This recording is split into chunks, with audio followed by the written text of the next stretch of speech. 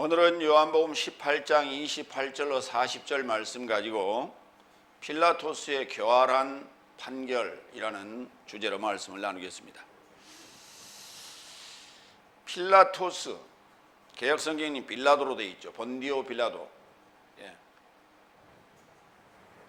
필라토스의 판결에 관해서는 여러 가지 말들이 많습니다. 그래서 필라토스의 변명 또는 필라토스의 보고서 이런 글들이 있곤 했지요. 그래서 그럼에도 불구하고 사도신경에 본디오 빌라도에게 고난을 받으사 십자가에 못 박혀 죽으셨다라고 하는 내용이 기록되어 있고, 성경에도 본디오 빌라도에 의해서 예수님께서 처형됐다라고 하는 사실이 분명하게 기록이 되어 있습니다.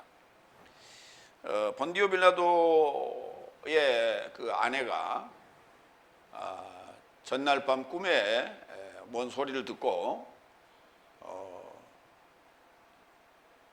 예수를 처형해서는 안 된다라고 얘기를 합니다.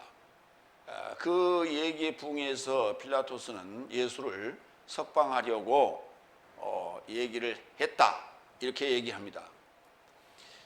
성경에 그런 내용이 기록이 되어 있는데, 만약에 부당한 십자가의 죽음이었다고 할 때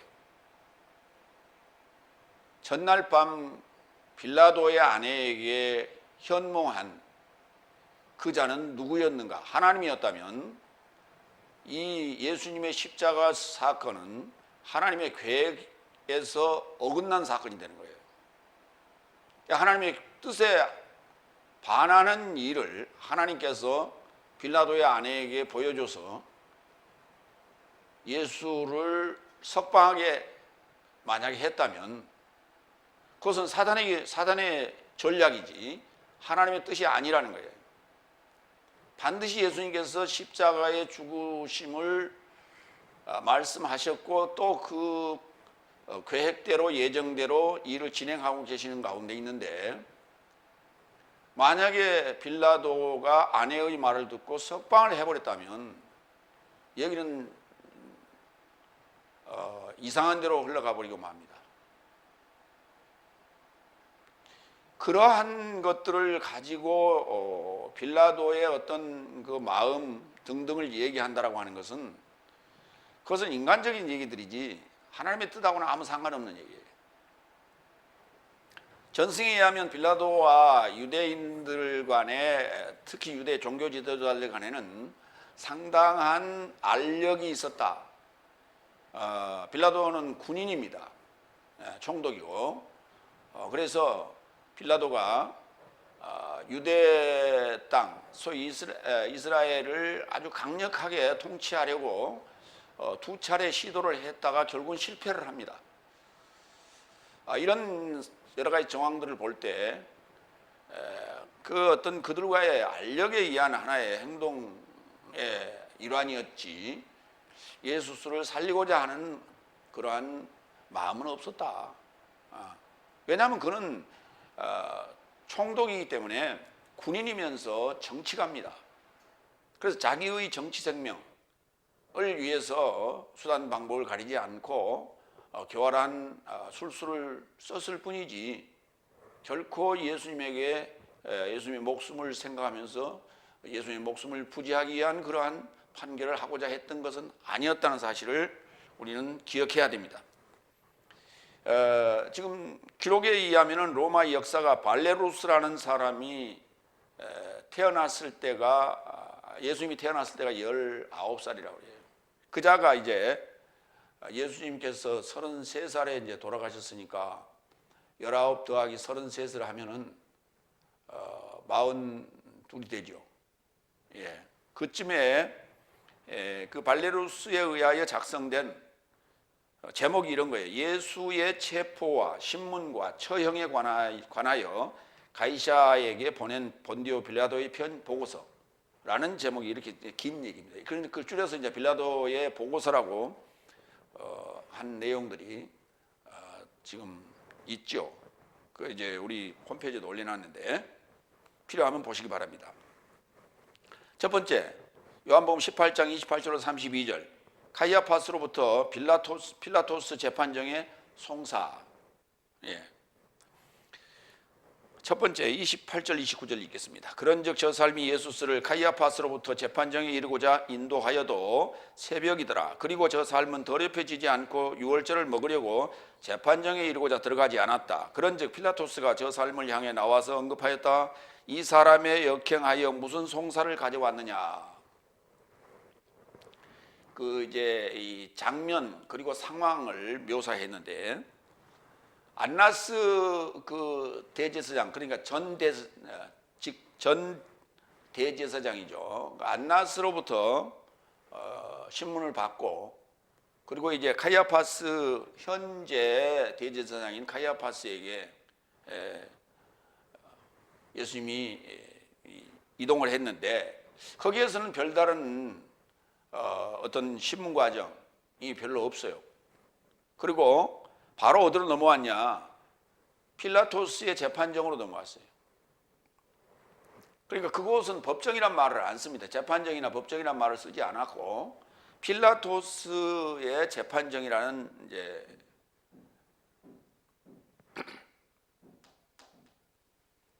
내용으로 지금 성경은 기록하고 있다.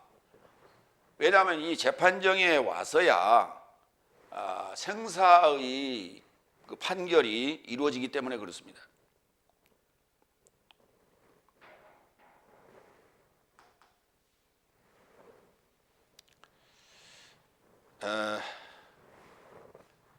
예수스를 카이아파스로부터 형식적인 절차를 거쳐서 필라토스의 재판정에 송사를 했다.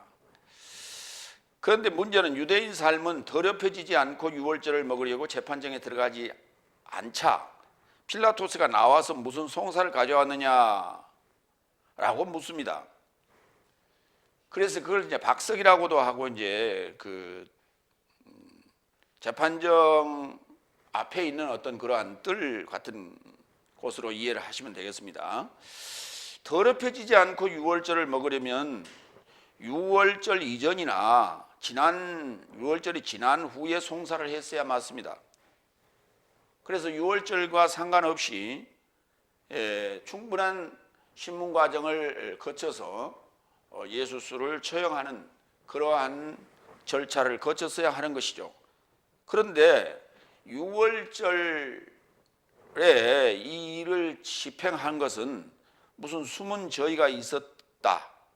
다시 말해서 유월절을 핑계 삼아서 속결 처리하기 위한 하나의 계략이었다. 이렇게 볼 수밖에 없습니다. 그러면서도 그들은 유대교의 어떤 그 전통 유월절을 먹으려고 몸을 정결하기 위해서 그 재판장에 들어가지 않았다. 그럼 말이 안 되는 거예요. 그럼 유월절에 이런 일을 벌여서는 안 되는 거죠. 그럼에도 불구하고 유월절에 이 일을 벌이는 이유는 참 놀라운 하나님의 그 예언과 계획이 유월절 희생양으로서 진행이 되기 때문에 그렇습니다. 두 번째로 갑니다. 30절. 그리고 저 삶이 답변하여 저에게 언급하였다. 이 자가 행악자가 아니었으면 내 삶이 저를 당신에게 넘기지 않았습니다. 유대인 삶의 답변은 예수스가 행악자였기 때문에 당신에게 넘겼습니다. 이런 뜻이에요. 행악자라고 하는 것은 악을 행하는 자, 다시 말해서 사형에 처해야 될 정도의 그런 극형을 받아야 될 사람으로서 명명을 했어요. 코코포이오스라고 해서 코코스, 악, 그리고 포이에오, 행하는 자, 또는 포이오스 하면 이제 형용사가 되기 때문에 악을 행하는 자 이렇게 되겠죠. 그래서 그걸 줄여서 행악자 이렇게 말합니다.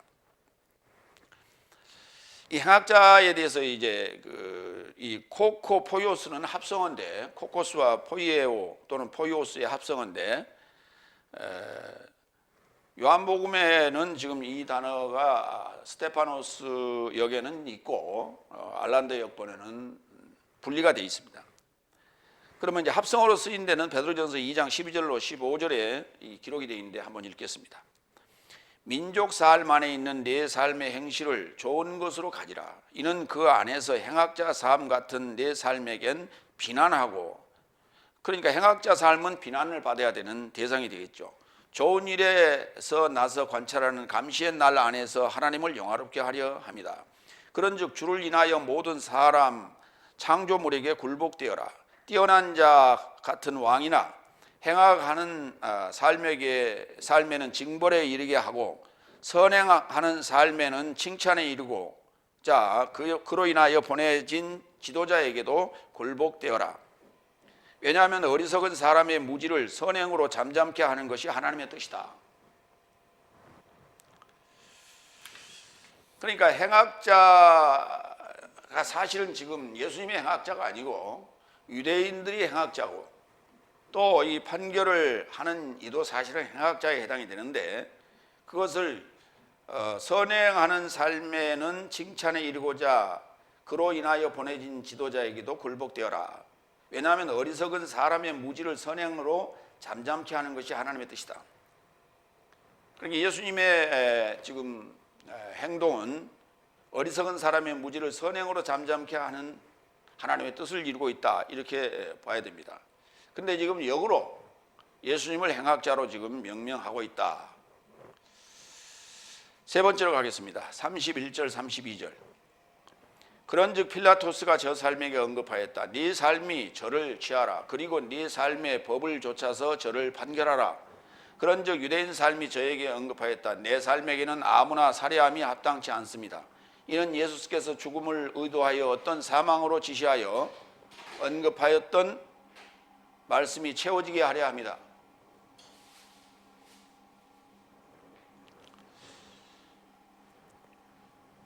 필라토스는 유대인 삶과의 어떤 신경전을 지금 벌이고 있습니다. 네 삶의 법을 조차 판결하라. 나에게 굳이 와서 이렇게 할 이유가 뭐가 있느냐? 언제 너희가 내 판결을 존중했느냐? 뭐 이런 뜻이겠죠. 내 삶에게는 아무나 살해함이 합당치 않습니다. 우리는 죽일 권한이 없습니다. 살해할 권한이 없습니다. 그러니까 행악자라고 하는 것은, 행악자라고 그 명명을 그들이 한 것은 이미 판결을 내려온 거예요. 그래서 우리가 지금 정한 행악자로서 살해함이 합당합니다. 그러나 우리는 그 권한이 없기 때문에 당신이 그 판결을 해주세요라는 요구죠.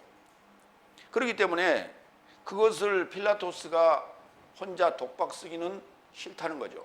그렇기 때문에 네 삶의 법, 너희가 가지고 있는 모세의 법이 있지 않느냐, 그 모세의 법에 따라서 해라,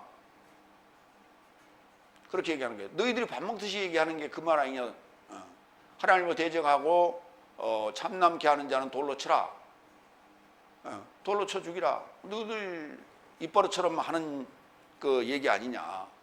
근데 왜 나한테 와서 그걸 판결해 달라고 요구하느냐. 아주 예민한 신경전이 지금 벌어지고 있는 거예요. 그런데 반드시 이 죽음에 관한 것을 언급했다라고 하는 것은 6월절 희생양으로서의 죽임을 당할 말씀이 채워지고 있다. 그러니까 그것이 하필이면 6월절에 이러한 판결을 의뢰하는 사건 등등은 이건 우연의 일치치고는 너무나 짜여진 각본 같은 행위다. 하나님의 진행이 아니면은 결코 있을 수 없는 그러한 일이다. 그 절차와 과정이 어떠했든 간에, 그러나 결과적으로는 하나님의 계획이 지금 채워지는 하나의 과정을 지금 우리는 보고 있다. 이미 이사야서 53장 5절과 8절에서 언급한 내용입니다. 이 내용을 통해서 예수님께서도 자신이 예루살렘에 올라가서 대제사장들과 그 바리새인들에게, 유대인들에게 고통을 당하고 고난을 당하고 죽임을 당하고 3일에 살아날 것을 여러 차례 제자들에게 언급하셨죠. 이사야서 53장 5절로 8절. 그가 찔림은 우리의 허물을 인하며 그가 상함은 우리의 죄악을 인함이라. 그가 징계를 받음으로 우리가 평화를 누리고 그가 채찍에 맞음으로 우리가 나음을 입었도다. 우리는 다 양 같아서 그를 그릇 행하며 각기 제 길로 갔거늘 여호와께서는 우리 무리의 죄악을 그에게 담당시키셨도다.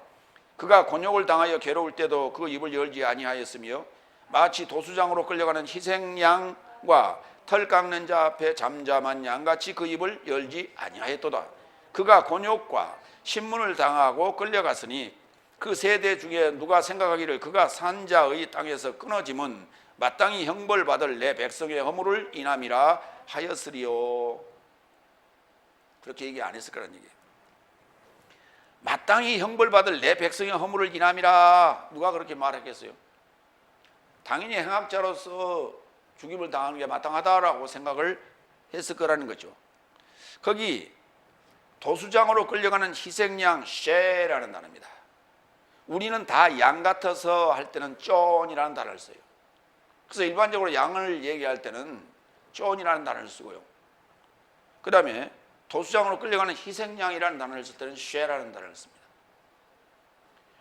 출애굽기에 나오는 6월절 희생양을 먹되 양이나 염소 중에서 1년 된 수양이나 수컷으로 하라고 했어요. 그러면 양이나 염소 중에서 하는 거예요. 뭘? 희생제물, 희생양을. 그 희생양이라는 단어, 그걸 어린 양이라고 하면 안 되죠. 어린 양이라 하면 안 돼요. 그럼 어린 양이라 하면은 1년 된 수양을 써야 맞죠. 염소는 쓰면 안 되는 거예요. 그러니까 희생양으로 뭘 쓸 것이냐. 1년 된 양이나 1년 된 수양을 쓰는 거예요. 염소를. 1년 된 수양이나 수염소를 쓰는 거예요. 근데 이걸 다 어린 양이라고 해놨어요. 말이 안 맞는 얘기다. 예수님께서는 6월절 희생양으로서 이미 넷째 날 출애굽할 때, 교회 나올 때 이미 희생양의 고기를 먹고 나온 겁니다. 우리가. 그때 6월절은 넘어가는 6월절이에요. 죽음의 그림자가, 사망의 그림자가 우리 집을 희생양의 피가 묻은 문설주에 피를 발라놓으면 그 집을 넘어가는 거예요. 그러니까 우리가 그 모습이 말이죠. 인도나 파키스탄 여기 보면은 여기 인중에다가 빨간 물을 들이는데 그걸로 갖다 이렇게 붙이잖아요. 빨간 걸. 피를 상징하는 거거든요. 근데 왜 그들은 그걸 하는지 모르겠어요. 그러니까 집에 문설주라고 했는데 일반적으로 생각하면 이제 우리 집에 문지방을 얘기합니다. 그러나 하나님의 집은 결국은 내 몸뚱아리거든요. 그럼 내 몸뚱아리에 예수의 그 희생양의 피가 묻어 있다는 것이 그렇게 우리가 이해를 하면 쉽게 이해할 수 있다. 그 피를 갖다 묻힌다는 것이 아니라 상징적으로 그렇다는 얘기예요. 내 몸에 외부에 희생양의 피가 묻어 있다면 그 집을 그 자를 그 몸뚱아리를 넘어갔어요. 그래서 죽음의 그림자가 넘어가는 것을 6월절이라 합니다. 그러나 신약에 와서 6월절이라고 하는 이 파스코라는 단어는 파스카가 이제 넘어가다 고난 받다는 단어예요. 파스코가. 그리고 6월절을 파스카라고 합니다. 히브리어도 파스카라고 그래요. 그러니까 6월절 구약에서는 히브리어인 구약에서는 넘어간다는 의미고 신약에서 파스카라는 6월절은 고난받다라는 파스코에서 와요. 파스코가 뭐냐? 고난받다예요. 그러면 6월절이 아니라 고난절이라 그래 맞는 거예요. 예수님께서 십자가에서 고난당한 때를 신약의 파스카 고난절이 되는 거예요. 그러니까 희생양의 피가 6월절에 예수님께서 희생양으로 십자가에 죽으심을 당하던 그 시점에 예수님의 피를 제자들의 이마에다 붙이지 않았어요. 이미 예수님께서는 잡히시기 바로 그 전 만찬에서 제자들에게 포도주를 따라 주시면서 이것은 내 피다 그랬어요. 새 언약이라고 그랬어요. 그 새 언약이 제자들의 안에 채워졌지 겉에 발라진 게 아니에요. 그러니까 넷째 날 출애굽 때는 희생양의 피가 겉에 발라졌지만 여섯째 날 예수님의 그 피, 새 언약은 제자들의 몸속에 들어가 있었어요. 이게 다른 거예요. 두 번째로 갑니다. 요한복음 18장 33절로 37절. 당신이 유대인 삶의 왕인가? 이 왕의 문제는 매우 정치적이고 민감한 문제일 수밖에 없어요. 왜냐하면 왕은 한 나라에 하나만 존재해야 됩니다. 또 다른 왕이 있다는 것은 그 자는 반역자입니다. 로마 황제가 존재하고 그 황제에 속한 속국의 왕은 황제가 지명한 자여야 돼요. 그리고 그 황제의 직접 통치, 직접 연락을 받는 휘하의 그 집정관을 우리는 총독이라고 불러요. 그럼 총독이 로마 황제를 대신하여 통치를 합니다. 왕은 결국은 허수아비인 거예요. 그럼에도 불구하고 새로운 또 왕이 하나 나타났다라고 하는 것은 바로 황제에 대한 반역인 거예요. 그래서 왕이냐라고 하는 이 문제는 굉장히 중요한 문제다. 네 번째, 33절, 34절. 그런즉 빌라토스가 다시 재판장에 들어가 예수를 불러 그에게 언급하였다. 당신이 유대인 삶의 왕이냐? 예수께서 그에게 답변하였다. 이것을 당신 자신으로부터 언급하는가? 혹 다른 삶이 나에 관하여 당신에게 언급하였는가? 예수께서는 그렇다 아니다라고 얘기하지 않았어요. 당신 스스로 하는 소리냐, 지어낸 말이냐, 아니면 누가 그렇게 전해 주더냐 라고 물었어요. 이 말은 무슨 말이냐면 유대인 삶의 왕이냐라고 하는 질문에 부인하지 않았다는 사실이에요. 부인하지 않았어요. 그러면 인정한다는 의도가 깔려있죠. 그런데 대상과 상황이 보는 관점에 따라 달라질 수 있다는 거예요. 예수님께서 인정하지만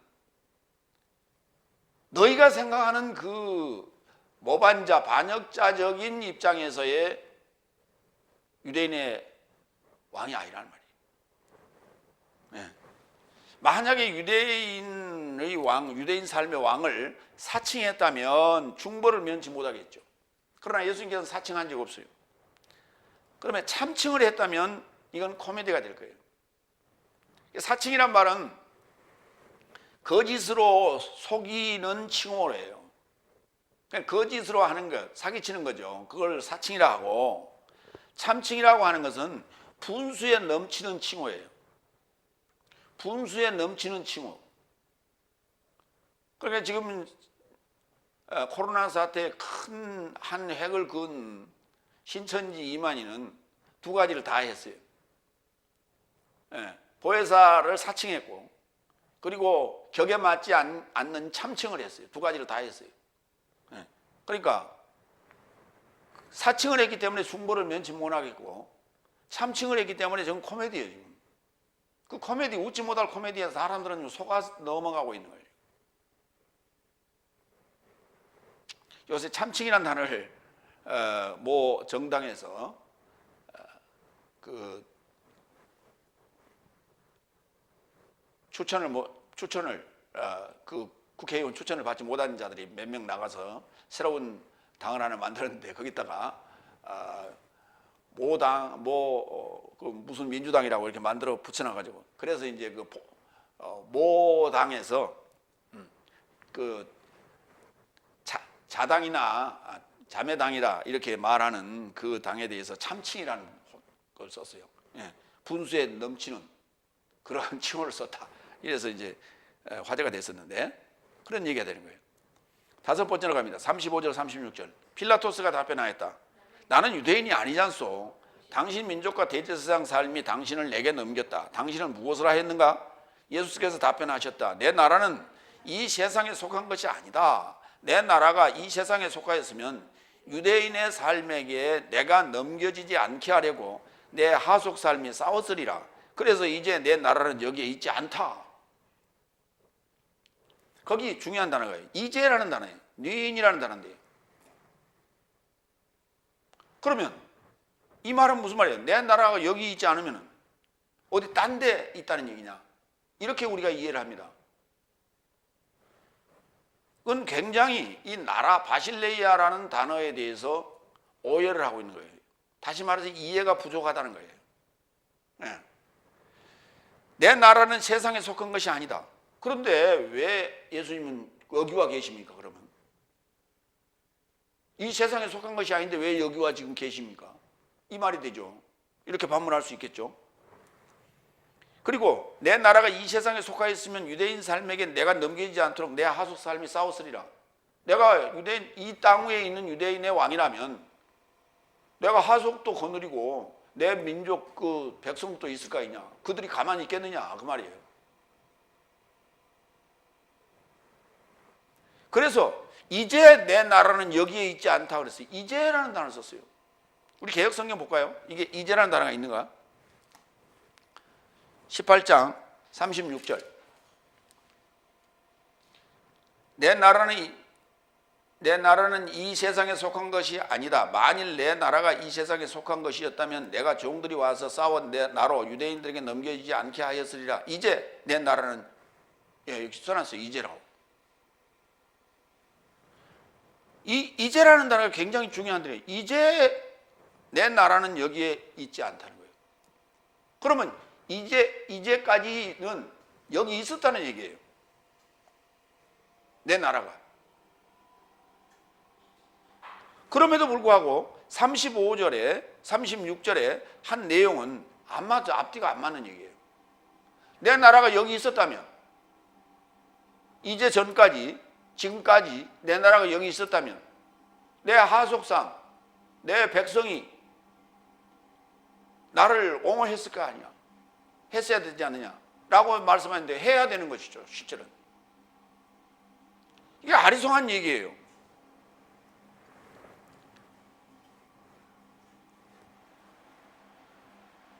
내 나라는 여기에 있지 않고 그러면 어디 있다는 얘기냐? 이제부터 내 나라가 완성되는 거예요. 그 내 나라가 완성되는 게 바로 삼위일체예요. 그러니까 우리가 생각하는 나라, 세상이 생각하는 나라는 땅이 있고 법이 있고 백성이 있고 하는 거예요. 하나님 나라도 세 가지가 존재합니다. 반드시 삼위일체로 존재합니다. 아버지와 말씀과 성령이 존재합니다.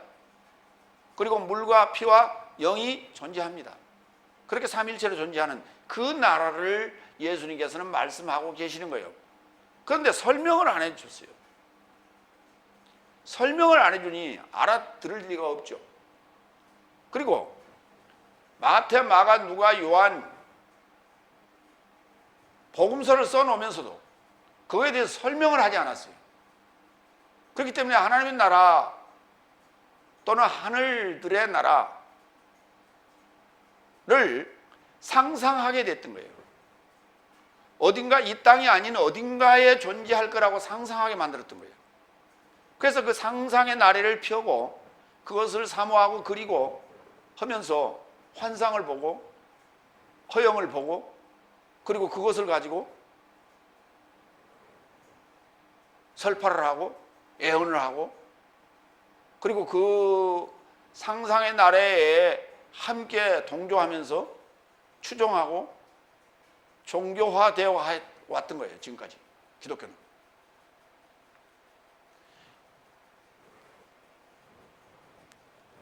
사도행전 1장 4절로 8절을 봅니다.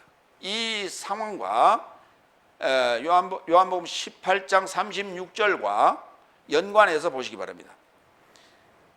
사도행전 1장 4절로 8절. 그리고 공동 소집한 저 삶에게 히에로솔리마로부터 자리를 뜨지 말고 오히려 네 삶이 내게서 들었던 아버지의 연통을 기다리라고 분부하셨다. 에반겔리아. 이는 실제로 요한네스는 물로 세례를 베풀었으나 네 삶은 이 많은 날 삶을 겪지 않고 성령 안에서 세례를 받을 것이다. 성령 안에서 세례를 받을 것이다. 물과 피와 성령 세례. 그 성령 세례를 받음으로 말미암아 나라가 완성되는 거예요. 그래서 물과 피와 영이 삼위일체 하나가 되는 거예요. 그걸 나라라고 하는 거예요. 그 나라를 얘기하고 있어요, 예수님께서는. 6절, 그런즉 실제로 저 삶이 와서 함께 와서 그를 탐문하여 말한다. 주여, 이 기간 안에 이스라엘로 나라를 독립하십니까? 자, 이 질문이 뭐냐는 거예요. 지금 현재 유대 땅이라고 하는 이 땅이 로마로부터 독립을 얘기하는 그런 얘기로 지금 들리죠. 이 기한 안에 이스라엘로 나라를 독립하십니까? 그러자 저 삶을 향하여 언급하시되, 잘 보세요. 답변을 7절. 아버지께서 자기 권한 안에 두신 때와 기한 삶을 네 삶은 알지 못한다. 오히려 네 삶을 접하여 성령이 오면 능력을 받을 것이요, 예루살렘 안에서 그리고 유대인과 사마리아 모두 안에서 그리고 땅의 최후까지 나와 증인 삶이 될 것이다. 동문서답이에요. 이스라엘로, 이 기간 안에 이스라엘로 나라를 독립하십니까? 라고 물었더니 성령이 오면 능력을 받을 것이고 예루살렘과 유다인과 사마리아 모두 안에서 그리고 땅의 최후까지 나랑 증인 삶이 될 것이다. 그랬어요. 그러니까 이스라엘 나라로 독립한다는 말이 요 땅덩어리가 있는 지구상 위에 중동의 그 이스라엘 나라가 로마로부터 독립한다는 얘기 아니에요. 예수님께 그렇게 답변하지 않았어요. 성령을 받고 삼위일체가 되면 땅의 증인으로서의 삶을 살 것이다. 이게 자유자다 이 말이에요. 이게 나라의 완성을 얘기하는 거예요. 이 나라를 얘기하는 거예요. 이 나라를. 한 존재 한 존재가 독립체로서의 나라, 하늘 삶의 나라가 되는 거예요. 하나님의 나라가 되는 거예요. 그 얘기를 하시고 계시는 거예요. 근데 전혀 지금 엉뚱한 얘기들을 하고 앉았어요. 지금도 땅의 최후까지, 땅끝까지라고, 이게 끝이란 단어가요. 최후란 단어지, 에스카토스, 최후란 단어지. 최후의 심판 이렇게 얘기하잖아요. 그 최후의 심판 할 때 그 최후라 그 개념이에요. 그렇지, 끝의 심판 이렇게 얘기 안 하잖아요. 그럼 끝이라는 얘기는 우리가 여기서부터 여 끝까지 이렇게 얘기할 때 우리가 끝이라는 단어를 되겠어요.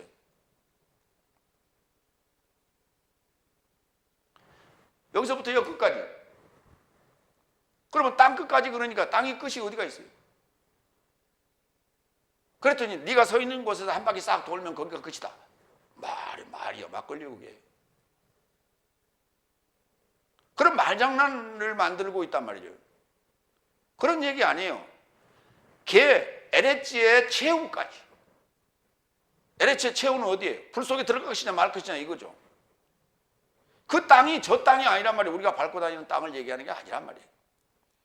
하나님의 나라가 설 수 있는 땅, 하나님의 집을 지을 수 있는 땅.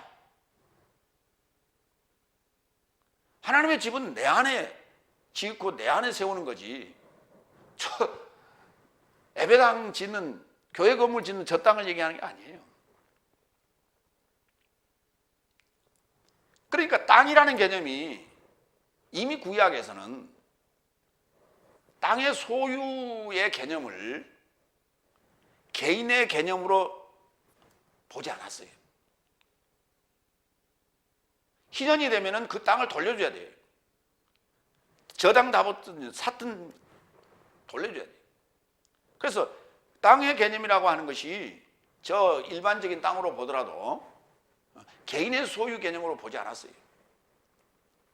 지금 코로나19 사태 때문에 각국의 경제가 지금 피폐해져 가지고 지금 전 바닥입니다. 그래서 생활 자체가 지금 어렵게 돼 있어요. 그래서 요새 나오는 게 국민 기본 경제, 국민 기본 기금 이런 말을 써요. 그래서 그러한 것들을 어떻게 우리가 지급을 해야 되느냐, 기준이 어떻게 봐야 되느냐. 한신대 그 경제학과 교수가 나와서 얘기를 하는데요. 이 땅이라고 하는 것은 가지고 있든 안 가지고 있든 간에 국민 모두의 것이라는 거죠. 그러면 그 토지세를 걷어서 그것을 n분의 1로 전부 나눠줘야 된다는 거죠. 굉장히 합당한 그 이론이다. 아주 내가 그 뜻깊게 들었어요. 이게 국민 기본소득이에요. 국민 기본소득. 기본적으로 국민들이 조상 대대로부터 내려온 땅 안에 살고 있다면 그 땅으로부터 생긴 부가가치를 전부 n분의 1로 나눠줘야 된다. 맞는 얘기다. 그랬어요. 그렇게 이해를 해야 된다. 땅이라는 개념을, 토지라는 개념을 그렇게 구약에서는 그런 식으로 희년 법칙을 적용해 왔죠. 그렇기 때문에 그것을 우리 이제 다시 이 땅 위에 하나님의 나라가 완성되는 그러한 땅의 최후까지라고 하면은 땅이 언제가 최후예요? 그러면 땅의 최후라고 그러면 이게 지구의 최후라고 그래야 맞죠? 그러면 그때 이제 이 지구가 산산이 부서져서 분해되어 버리는 그런 때 그렇게 이해할 수 있어. 그런데 그걸 또 지구의 최후라고 그래야지 어떻게 땅의 최후라고 그래요? 말이 안 되죠. 그래서 단어를 어떻게 번역하느냐에 따라서 우리가 이해하고 생각할 수 있는 그러한 여지가 있느냐 없느냐예요. 땅의 최후까지 나와 증인 삶이 될 것이다. 그러니까 성령이 오시면은 그때 이스라엘 나라로 독립하는 거예요. 여섯 번째 37절 그런즉 필라토스가 그에게 언급하였다. 그런즉 당신은 왕이 아닌가? 헷갈리는 거예요. 무지하게 헷갈렸어요. 예수께서 답변하셨다. 내가 왕이라고 당신이 말하였다. 나는 이것에 이르고자 나아진 것이고 이것에 이르고자 진리로 증언하려고 세상에 이르고자 온 것이다. 진리에 속해 있는 자는 모두 나의 음성에서 듣는다. 그러니까 내가 유대인의 왕 맞지 않냐? 내가 유대인의 왕 하러 왔다. 예, 그렇게 얘기하는 거예요. 그것은 지금 36절을 이해하는 전제하에 지금 얘기하는 거예요. 예. 당신이 말하였다. 그런데 나는 이것에 이르고자 이것이라고 하는 투토스라고 하는 이 대명사인데요. 예, 중성명사로 썼어요. 왕이란 단어는 여성명사예요. 바실레이아. 바실리우스 남성명사죠. 예, 이것에 이르고자. 그러니까 왕이 되고자 그런 개념이 아니에요. 왕 노릇하고자 이런 말이에요. 그러면 포괄적인 얘기죠. 예. 그래서 중성명사로서 이것에 이르고자 이렇게 표현을 썼어요. 그럼 당신은 왕이 아닌가? 필라토스는 지금 엄청 헷갈리는 거예요. 왜? 왕이라고 하면 반역의 그 명분을 죄목을 씌워서 지금 판결할 건덕지가 되는데 지금 도대체 행설수설하는 지금 것으로 들리죠. 그러면 당신이 왕이 아니냐? 이렇게 물었어요. 그랬더니 내가 왕이라고 당신이 말했어. 나는 왕노릇하려고 나아졌고 왕노릇하려고 세상에 와서 진리로 증언하는데 진리에 속한 자는 모두 나의 음성에서 듣는다. 그러나 비진리에 속한 자는 들으려 하지도 않고 들어도 무슨 뜻인지 알아듣지 못한다. 너도 마찬가지다 이 말이야. 너도 나는 너한테 강요하지 않는다. 왜? 너는 지금 셋째 날도 안 돼. 지금 여기 대제사장들이나 요 무리들은 그래도 다섯째 날은 되는데 쟤들도 못 알아듣는데 네가 알아들 리가 없지. 예수님께서는 아예 설명하려고도 하지 않습니다. 필라토스에게. 예수님은 이미 유대인 삶의 왕으로 오셨음을 이미 헤로데스 왕 때 동방 박사들이 와서 얘기해 줬어요. 그래서 예수님 탄생 시점부터 될성 싶은 나무는 떡잎부터 알아본다고 그러는데 그 떡잎 때 벌써 예수님을 왕이라고 했어요. 피덩이 아이에게 와서 경배했단 말이에요.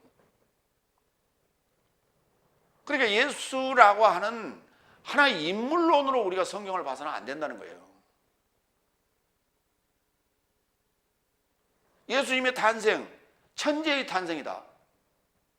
그렇게 볼 거예요. 그러면 그 천재가 오래 살아야지. 천재는 단명합니까?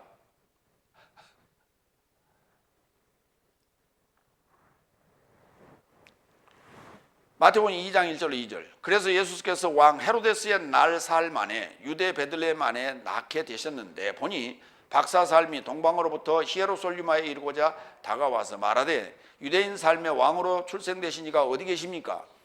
왜냐하면 내 삶이 동방 안에서 그의 별을 알아보고 그에게 예배하러 왔다. 이거 지금 헤로데스에게 와서 얘기하는 거예요. 지금. 어디 와서? 히에로솔리마에 와서요. 여기 이 단어는 굉장히 우리가 신경 써야 돼요. 예수님께서 사도행전 1장 4절에서도 예루살렘을 떠나지 말고가 아니에요. 히에로솔리마를 떠나지 말고예요.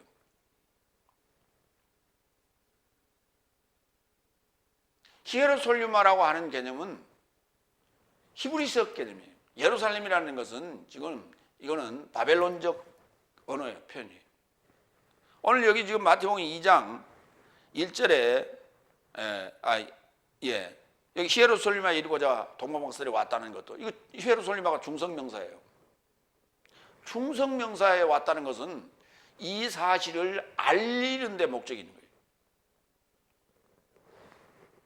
사도행전 1장 4절 히에로솔리마로부터 자리를 뜨지 말고 아버지의 연통을 기다리라. 이것이 성령 세례로 임한다. 아버지 연통이.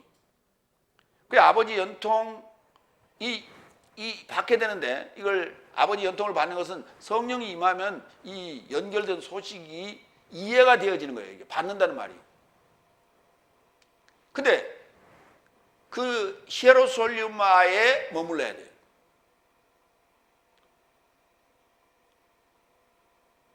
평화를 외치고자 하는 평화의 사도 사신이 되기를 위한 그 생각으로 그 생각이 머물러 있어야 돼요.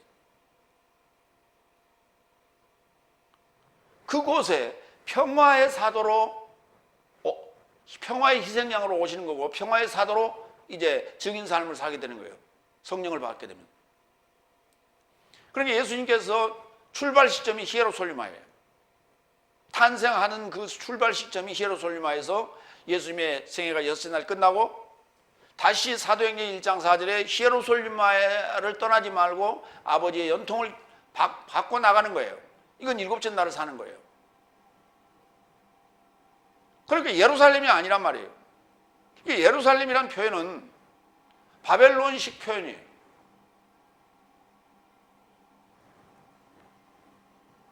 그러니까 구약 5째 날의 연장선에 지금서 얘기하는 것이지 바벨론식 예루살렘은 바벨론이 끼어든 거예요. 나의 7날의 사역 중에 5째 날에 바벨론이 들어온 거예요. 그걸 예루살렘 하는 거예요. 지금 히에로솔리마라고 명명하는 이는 아무도 없어. 저걸 히에로솔리마라고 얘기해야 되는 거예요. 근데 저걸 히에로솔리마라고 하면 알아들 자가 지금 하나도 없다고. 그러니까 히에로솔리마는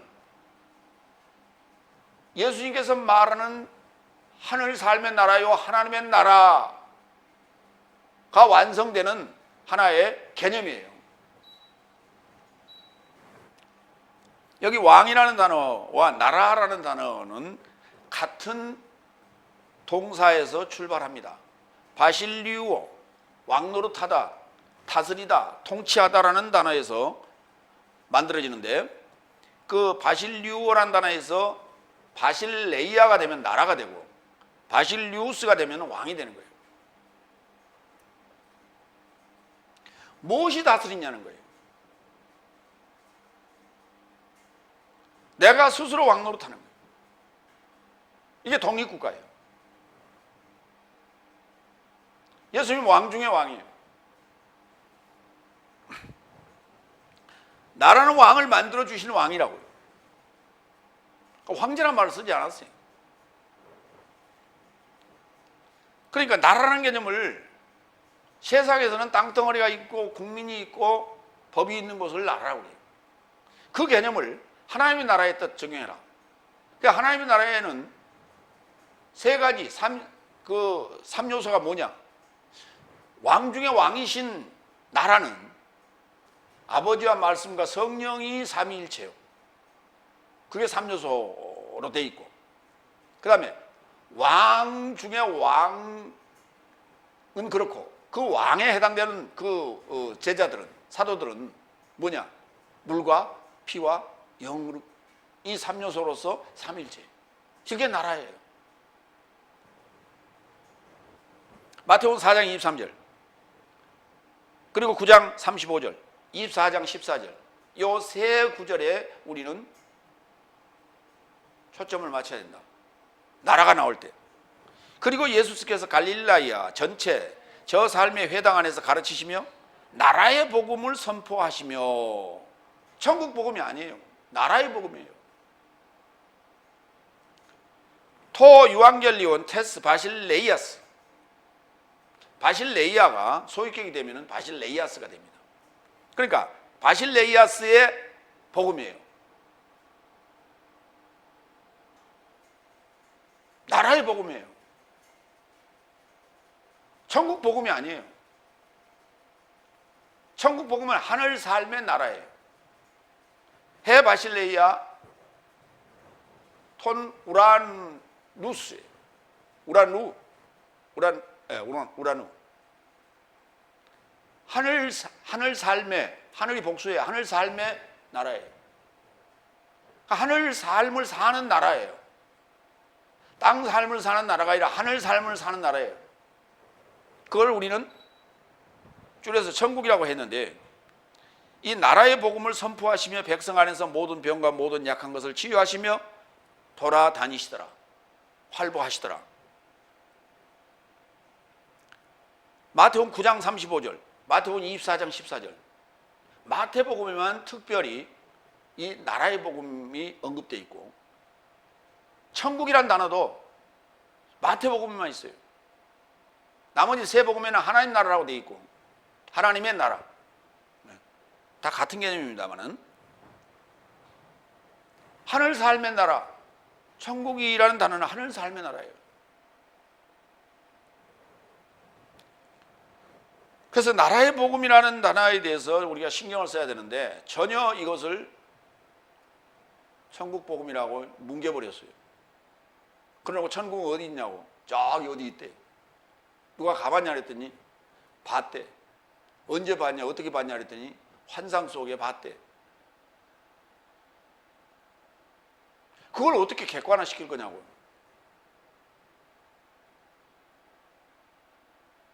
예수님 때도, 예수님도 그곳을 어디라고 언급하지 않았어요. 성령이 오시면 그 기한과 그 때에 대해서 얘기한다고 그랬지, 장소를 알려준다는 말 안 했어요. 예수님이 사도행전 1장 4절 이하에서. 때와 기한에 대해서 얘기했어요. 데살로니가전서 5장 1절에도 때와 기한에 대해서 너에게 쓸 것이 없다. 이제는 너희는 빛의 아들이고 낮의 아들이기 때문에 쓸 것이 없다. 이미 너는 그 때와 기한 안에 들어가 있다. 이렇게 얘기하고 있어요. 그러니까 나라가 완성되는 때와 기한이라는 것을 우리가 이해를 해야 나라의 완성을, 다시 말해서 이스라엘로 나라가 독립하는 것을 알게 되고 느끼게 되는 거예요. 맛보게 되는 거예요. 그래서 예수님도, 하나님도, 사도들도 장소를 얘기한 적 없어요.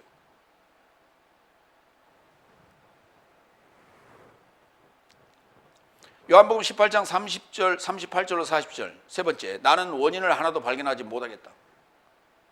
이게 이제 빌라도의 어떤 변명 같은 거예요. 이걸 인용해서.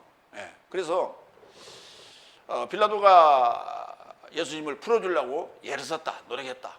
뭐 이렇게 우리가 이제 동정론을 펴기도 합니다. 일곱 번째, 38절. 필라토스가 그에게 말한다. 진리가 무엇이냐? 그리고 이것을 말하고 다시 유대인 삶을 향하여 나가서 저 삶에게 말한다. 나는 저 안에서 원인을 하나도 발견하지 못하겠다. 그러니까 장면이, 안쪽에는 재판장에는 지금 예수님이 계시고, 필라토스는 거기서 밖으로 왔다, 안으로 들어갔다, 그런 거죠. 거기서 이제 예수님과 대화하고 또 나와서는 유대인들과 대화하는 거예요. 진리가 무엇이냐? 갑자기 묻습니다. 아니 군인이 뭐 진리에 대해서 뭐 철학적으로 얼마나 뭐 공부를 했거나 연구를 했겠습니까? 그리고 어떤 해박한 지식이 있겠어요? 없지 당연히. 어떻게 하면 적을 이길 것인가에 몰두하고 어떻게 하면 통치를 잘하고 내 지위를 유지할 것인가 이런 데 늘 관심이 있었지. 실제는 뭐 철학적인 것에 관심이 있어요? 정말 아리송하죠. 당연합니다. 예수님께서 아리송하게 만들었어요 지금. 나는 저 예수스 안에서 원인을 하나도 발견하지 못하겠다. 당연한 말씀이죠. 진리를 알게 되면 자유자가 된단다. 예수님께서 이 말씀을 하나 던졌어야 되는데 이미 제자들에게 하셨어요. 요한복음 8장 진리에 대해서 보겠습니다. 요한복음 8장 31절 32절 그런즉 예수께서 그에게 믿는 유대인 삶에게 말씀하시더라. 만일 네 삶이 내 말에 거한다면 나의 참 제자 삶이다. 그리고 진리를 알 것이요 진리가 네 삶을 자유롭게 할 것이다. 진리가 네 삶을 자유롭게 할 것이다. 이게 바로 이스라엘로 나라가 독립하는 거예요. 네 자체가 너 자신이 독립국가가 되는 거예요. 독립체가 되는 거예요. 네. 그거를 불교에서는요 천상천하 유아 독존 그렇게 얘기하는 거예요. 진리가 뭔데요? 요한복음 14장 6절 예수께서 그에게 말씀하신다. 내가 길이요 호도스 영어로는 웨이 방법이라고요. 방법 그리고 진리요 알레테이아 그리고 조의 생명이다. 내가 그러니까 예수님을 실존 인물로 보지 말라는 거예요. 실존 인물로 보니까 자꾸 문제예요. 예수님이 방법이라니까. 예수님이 진리라니까. 예수님이 생명이라니까. 예수님을 내가 소유하는 거예요. 완전히 내 것으로. 내 생명으로. 왜? 그분이 길이고 방법이고 그분이 진리이기 때문에 그렇습니다. 그분을 내가 소유하고 내가 완전히 나에게 소유하는데 그게 바로 진리의 영, 성령으로 오신단 말이에요. 보혜사, 파라클레토스, 위로자로 오신단 말이죠. 그 말은 무슨 말이냐면 일곱째 날에 들어가라는 거예요. 여섯 날을 거쳐서 일곱째 날에 들어가라는 얘기예요. 나로 인하지 않으면 아무도 아버지를 향하여 오지 못한다. 그러니까 때와 기한에 대해서 알지 못하면 일곱 날에 대한 개념이 없으면 빛의 아들이 될 수 없다. 구원도 할 수 없다는 얘기예요. 쉽게 얘기하면. 요한복음 14장 17절 세상은 진리의 영을 취함이 불가능하다. 그렇죠. 이는 저를 지켜보지 못하고 저를 알지도 못하기 때문이다. 그러나 네 삶은 저를 아나니 이는 저가 네 삶 곁에 머물며 네 삶 안에 계실 것이기 때문이다. 그럼 진리의 영을 받았으면 진리의 영이 파라클레토스 성령이란 말이에요. 오순절 성령 이게 임하면 너희가 그때부터 나는 너 안에 계속 있겠다는 거예요.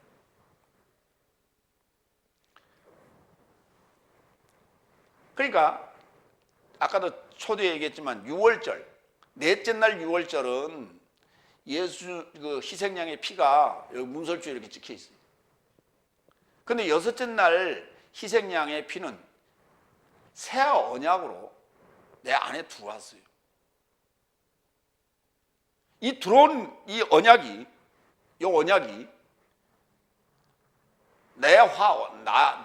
완전히 나화돼서 예수화돼서 이게 진리로 토해 나가야 돼요. 해설로. 그러려면 연통의 성령이 와야 돼요. 이걸 오순절 성령이라고 합니다. 요한복음 15장 26절 그래서 내가 아버지 곁에서 네 삶에게 보낼 위로자 아버지 곁에서 나가는 진리의 영이 바로 파라클레토스 위로자가 진리의 영이라고요. 가 언제든지 오거든 그가 나에 관하여 증언할 것이다. 그러니까 왜 하나님의 제자라 하나님의 사도라 라고 하면서 예수 외에 딴 얘기를 하면 예수 외에 딴 얘기를 한다는 의미에서는 예수라는 얘기만 계속 한다는 얘기가 아니고 진리에 대한 얘기가 아니면 때와 기한에 대한 얘기가 아니면 그건 다 거짓부렁이라. 다 사칭하고 있는 거예요. 사칭.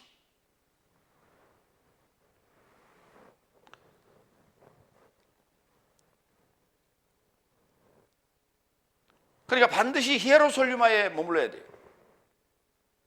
평화를 외치고자 하는 중성적인 그 마인드가 형성되어 있어야 돼요. 증인의 마인드가 형성되어 있어야 돼요. 반드시. 근데 진리의 영을 받아놓고 입을 열지 않고 있다. 봉하고 있다. 그건 히에로솔리마에 머물러 있는 자가 아니에요. 그냥 예루살렘에 머물러 있거나 자기 집에 머물러 있는 거예요. 여덟 번째, 39절로 40절. 그래서 유월절 안에 네 삶에게 한 사람을 풀어주려는 관습이 있다. 그런즉 유대인 삶의 왕을 네 삶에게 풀어주기를 원하느냐. 그런즉 모든 삶이 다시 소리질러 말하되 이 자가 아니라 오히려 바라바스이다. 그러나 바라바스는 강도이더라. 여기 강도라는 말을 왜 강조했을까? 이걸 우리는 이제 이럴 때 쓰는 말이 동병상련이다 이래요. 같은 처지에 있는 사람을 우리는 동정한다. 다시 말해서 우리도 강도다 이 말이에요. 그걸 스스로 자인하는 거예요. 스스로 고백하는 거예요.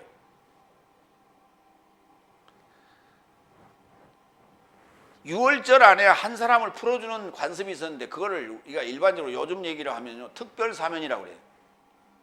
그걸 줄여서 특사 그렇게 얘기합니다. 광복절 특사, 3.1절 특사 이런 이름을 쓰죠. 특별사면.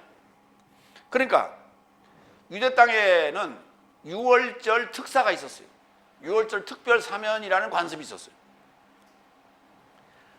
그러니까 아직도 이해를 못한 필라토스는 유대인의 왕 예수스를 특별사면해 주기를 원하느냐? 그랬어요. 그러니까 무슨 말이냐면 나는 지금 원인을 죄명을 찾을 수가 없으니까 내 권한으로 이렇게 석방을 시키면 너희들이 또 데모할 거 아니냐. 그러니까 내가 너희들의 명분을 제공해 줄게. 그래서 6월절 특사로 내보내자. 그러니까 너희가 선택을 해라. 이런 지금 제안을 한 거예요. 그러니까 이 필라토스가 굉장히 영리한 친구예요. 교활한 친구예요. 그래서 어떻게 하면 자기의 결정에 자기 혼자서가 아닌 지금 제안한 송사를 건 자들을 끼워 넣으려고 하는 거예요. 왜? 뒤탈을 없애기 위해서. 아주 교활하고 영리한 친구예요. 내 스스로 나는 원인을 찾을 수가 없으니까 난 석방하겠다 이렇게 얘기해버리면 나중에 문제가 됐을 때 당신이 석방했지 않냐 이렇게 항의가 들어올 것을 지금 알고 있어. 왜? 유대인들도 보통 이 모사꾼들이 아니거든요. 그래서 그들을 알기 때문에 그들의 대응하여 빌라토스도 최대한 머리를 굴리는 거예요. 그래서 6월절 특사로 내보는 게 어떻겠느냐 그랬더니 6월절 특사 좋아 받아들이겠다. 그런데 예수 말고 바라바스 강도를 지금 옥에 있는 강도를 내보내달라. 자, 예수는 구금이 되고 바라바스는 출소가 됐어요. 자유의 몸이 됐죠. 이것이 세상적인 방법이란 말이에요. 그러나 하나님 나라의 방법은 진정한 자유자는 구금 그리고 판결받고 그리고 십자가의 죽으심으로 그 다음 부활한 자가 진정한 자유자예요. 이게 하나님 나라의 법칙이라고요.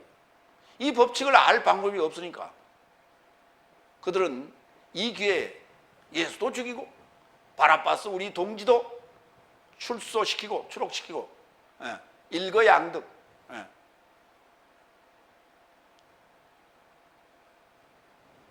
고랑치고 새우 잡고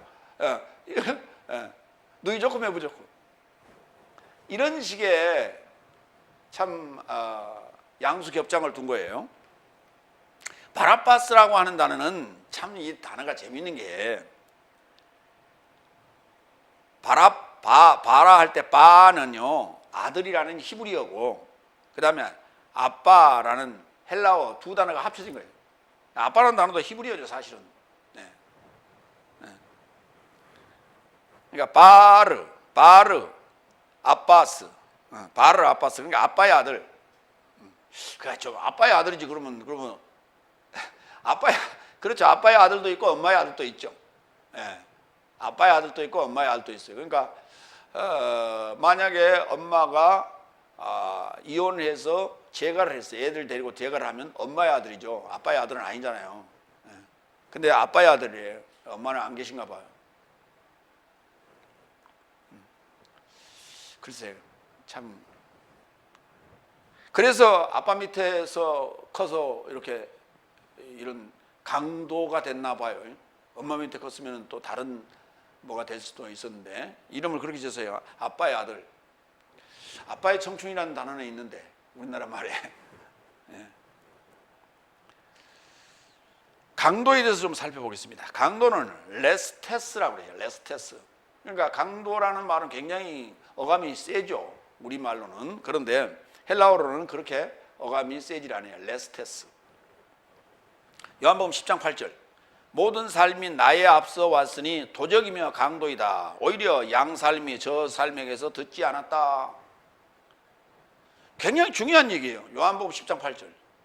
그래서 저는 종종 묻습니다. 당신은 예수님보다 먼저 왔소? 나중 왔소? 그러면 다들 얘기합니다. 나중 왔소. 그렇게 해요. 그 나중 왔소라는 얘기는 역사적인 예수를 믿고 있다는 얘기예요. 그러니까 2000년 전에 오신 예수보다 나는 2000년 후에 왔소 이 말이거든요. 근데 예수님 뭐라 그랬어요? 나에 앞서 왔으니 모든 삶이 나에 앞서 왔으니 도적이요 강도라 그랬어요. 그러면 그 예수님 뒤에 온 자는 그럼 도적이요 강도가 아니라는 얘기예요. 역사적으로. 그 자는 지금 때와 기한에 대해서 전혀 알지 못하고 있는 거예요. 연통에 대해서 전혀 알려고 하지도 않고 있는 거예요. 때와 기한에 대해서 7날에 대한 개념이 있다면 반드시 예수님은 6째 날의 주인공이기 때문에 6날 이전에 나는 존재해야 되니까 한 날부터 존재해야 되니까 예수님보다 먼저 왔죠. 당연히 여기 도적이고 강도 맞죠. 십자가의 예수님의 희생에 대한 감사와 감격을 얘기하고 나의 구원을 구속사를 얘기하려면 반드시 지금 요한복음 10장 8절이 전제되어야 돼요. 내가 예수님보다 먼저 왔으며 도적이며 강도라는 것을 전제해야 돼요. 그래야 성경은 풀어집니다. 구속사와 구원론이 풀어집니다. 마태복음 27장 38절. 그때 두 강도가 하나는 우편 삶에서 그리고 하나는 좌편 삶에서 그와 함께 십자가에 못 박혀진다. 이게 반드시 이렇게 십자가에 못 박혀지는 거예요. 그래서 어떤 교회는 십자가를 세울 때 3개를 세우대요. 큰 십자가 밑에 작은 십자가를 2개 이렇게 세웠어요. 그게 정석인 거예요. 사실은 그렇게 세워놔야 돼. 형식상으로. 그 두 강도가 도대체 누구냐는 거예요.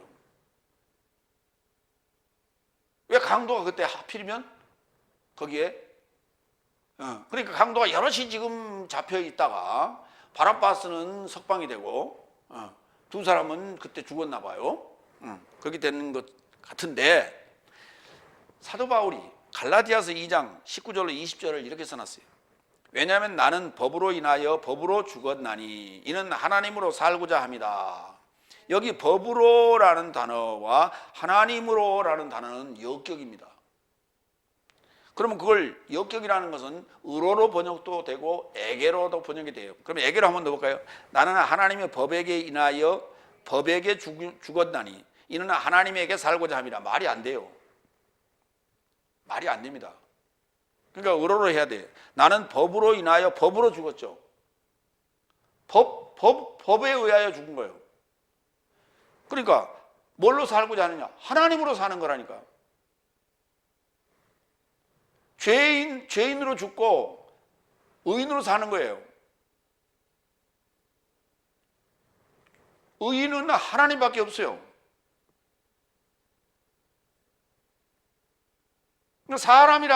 그러니까 첫째 부활에 들어가면 하나님이라니까요. 성경은. 그 신론이 잘못됐다고. 요한복음 1장 1절을 이해 못했어요. 시작 안에 호로스 말씀이 미완료로 있었는데 그 말씀은 하나님을 향하여 미완료로 있는 거예요. 고로 말씀은 미완료 하나님이라고. 그럼 완료가 되면 하나님이 된다는 얘기예요. 요한복음 1장 1절도 이해가 안 되고 요한복음을 풀고 구속사를 얘기하고 구원론을 얘기하고 앉았으니 이건 참 답답할 얘기예요. 20절. 그래서 내가 누가? 강도가 그리스도스와 함께 십자가에 못 박혔나니 그래야 말이 맞죠. 내가 강도예요. 예수님보다 먼저 왔다는 얘기예요. 사도 바울이 예수님보다 먼저 왔어요. 그러니까 나중에 예수님을 만나요. 내가 먼저 왔어야 그 다음에 예수를 만나죠. 그게 맞죠. 그러니까 예수님은 나중에 만나는 거예요. 예수님 만나고 나서 내가 탄생하는 게 아니고요. 내가 있고 예수님이 나중에 오는 거예요. 내가 있고 예수님을 만나게 되는 거예요. 예수님 만났다고 다들 얘기하죠. 간증하면서. 내가 예수를 만났는데요. 내가 몇 세 어느 때 예수를 만났는데요. 그러면 예수님보다 나중에 먼저 왔으니까 강도 맞죠. 근데 그렇게 보는 이가 없다는 거예요. 지금 내가 그리스도와 함께 십자가에 못 박혔나니, 내가 그리스도와 함께 십자가에 못 박힌 게 기록된 것은 마태복음 27장 38절이라니까. 사도 바울이 갈라디아서 2장 20절에서 얘기한 이 내용이 실제 예수님께 십자가에 못 박힌 장면으로 따라가야 돼. 그게 마태복음 27장 38절 아니에요. 그때 거기 예수님과 함께 십자가에 못 박힌 자가 누구예요? 강도 아니에요. 두 강도. 그 중에 하나라는 거예요. 사도 바울은. 자기가. 나는 더 이상 살지 못하고 내 안에 그리스도께서 살고 계시니 지금 내가 육체 안에 사는 것은 나를 사랑하사 내게서 초월하여 자신을 넘겨주신 하나님의 아들의 믿음 안에서 사는 것이다. 이제 내가 하나님의 아들이 됐다 이 말이에요. 그 믿음으로 사는 거예요 지금. 그래서 지금 사도 바울이 일곱째 날을 살면서 한 얘기예요.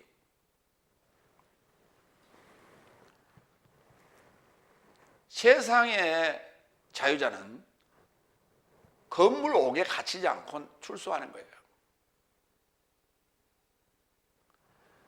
그러면 마음대로 돌아다닐 수 있다고 해서 자유자냐? 그렇지 않습니다. 지금 코로나19 사태로 여행을 자유롭게 자비로 떠났던 이들이 옥에 갇히지 않았습니다. 그런데도 불구하고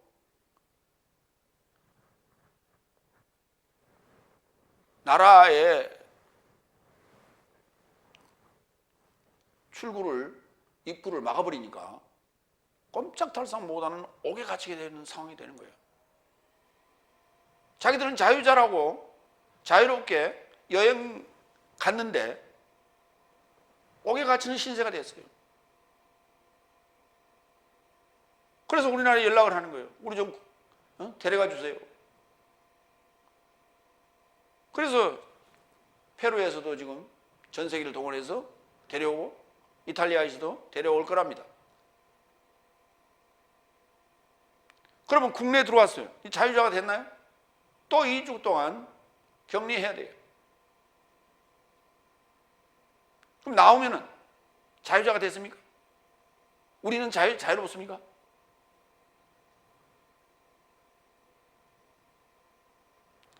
이 땅에 사는 이는 자유민주주의 국가에 산다 하더라도 법 안에 갇혀 사는 거예요. 조금만 잘못하면 걸려요. 조금만 빨리 달리면 속도 위반. 서야 되는데 가면 신호 위반. 그게 어떻게 자유자예요? 진리를 소유한 자만이, 진리를 가진 자만이 자유자예요. 일곱째 날에 들어간 자만이 자유자예요. 연통을 아는 자만이 자유자예요. 오순절 성령을 받은 자만이 자유자예요. 방언한다고 오순절 성령 받았다고요? 그건 체험이에요. 은사 받았다고, 성령 받았다고? 그건 체험이에요. 그건 언제든지 소멸될 수 있어요. 그러나 지식과 경험과 성령으로 다져진 진리의 영은 이건 소멸되지 않아요. 마무리합니다. 정치적 부담을 줄이려고 예수스를 풀어주려 했던 필라토스도 세상에 속한 유대인 삶과 같은 부류였다는 사실을 알게 되었고, 풀려난 바라파스가 자유자가 아니라 십자가에서 주님과 함께 죽임당한 강도라야 진정한 첫째 부활에 들어간 자유자가 된다는 사실을 우리는 알게 됐습니다. 이것이 바로 진리라는 사실을 우리가 명심하고 예수스를 진리의 영으로 파라클레토스로 소유하는 여러분 되시기를 축원합니다. 기도하겠습니다.